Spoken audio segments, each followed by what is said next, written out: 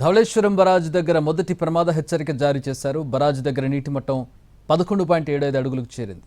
175 గేట్లను ఎత్తి 10 లక్షల క్యూసెక్కుల నీటిని సముద్రంలోకి విడుదల చేస్తున్నారు.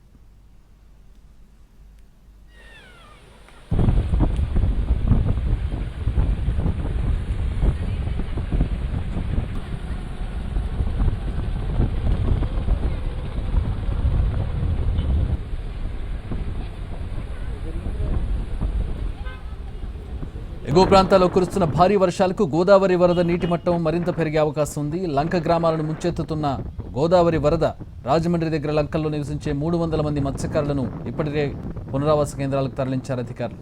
పి గన్నవరంలోని లంక గ్రామాల్లో వరద పోటెత్తడంతో రాకపోకలకు తీవ్ర ఇబ్బందులు తలెత్తాయి. రాజమండ్రి రైల్వే వంతెన దగ్గర కూడా గోదావరి వరద ప్రవహిస్తోంది.